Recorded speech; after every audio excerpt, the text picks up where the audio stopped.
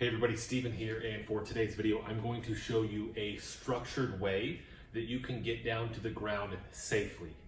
Now in MovNat, they teach, and I teach with this system, ways to get down to the ground without using your hands, and that's really the main focus of MovNat. But for some people, they're gonna need this regression, right? They're gonna not be able to do that initially.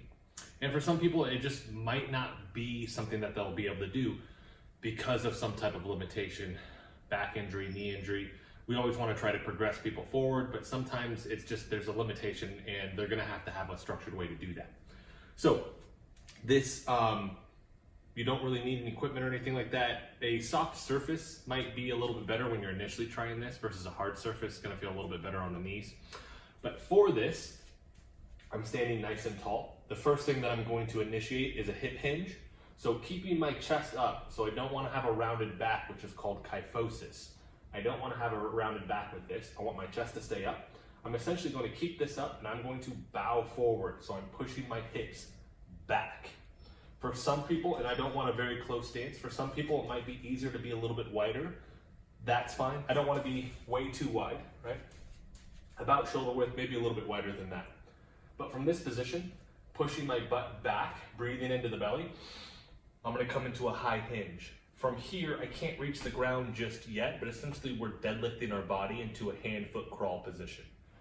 What that means is from this high position, I'm going to hydraulic my knees. I'm going to start to bend my knees until my fingertips can come down. Note the position of my head. I'm not tilting my head back because that's going to be too much strain on my cervical spine. We don't want that. I don't want to be here. It's too much. It's neutral, right? So I'm here, I hydraulic down, fingertips, neutral cervical spine. From here, I walk my hands out and I'll go into a flat palm position until I get here, which is our hand-foot crawl or bear crawl position, right? But here for some people, you can actually just put your knees down for this part. For some people, if you have the strength, let's try and keep them up. But that is a regression, that's a scale that you can use within this. Regardless, the next movement that I do from this position is actually tilt my foot out. This should be pretty close to alignment with that other foot. I don't want it way up here, it's not gonna work. Out like this, my hands are still here, because what I'm gonna do is I'm going to essentially slide this leg forward. This back leg slides forward. I place, hands are still here, and then I can push myself up, and now I'm on the ground. I can untuck this leg, I can lean back, go into a shin box, whatever my next movement is. From here, in order to get back up, we're just reversing everything, right? I'm gonna go to this position. Maybe I was in a shin box, but now I need to get here, okay? What I'm gonna do is I'm gonna tuck this leg in, and this one stacks. Same concept with the foot lining up with the other foot, okay? You might have some people where the knee has to be closer to 90 because they can't bend further than that. They might have a knee replacement or a partial knee replacement, something's going on. That's fine if I need to be a little bit further out, okay? From here, I'm essentially gonna put my hands back to my side, right? I'm not leaning this way, I'm coming to this side. From here, I'm gonna pick up on this foot just enough so that this knee can slide back to this position. This knee will come back down, and now I'm in that hand-foot crawl position.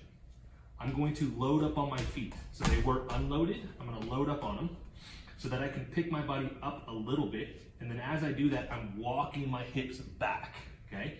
So I'll pick up a little bit, and I'm gonna push my hand back, back, fingertips, fingertips. I'm in that hinge, I'm in that deadlift position. I'm gonna bring my hips forward, and I'm back here. And now I've come up to the top position.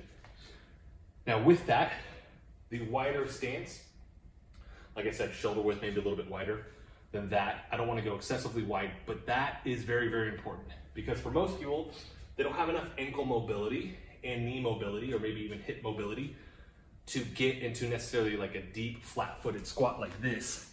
If I'm close, it's going to require more ankle range of motion for me to do this walkout. It requires more of my ankles to be here versus here. I can leverage that better, okay? Look out for the cervical spine still as you're coming up so we're not kinking that neck. Very important, okay? That is it. You can slow the video down. You can take those little bits and change it and rewatch it so that you can understand each segment. There's a lot going on with that movement. I'm gonna show it one more time without me cueing anything. One follow through.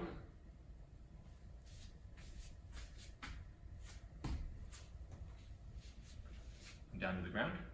I'm gonna come back up.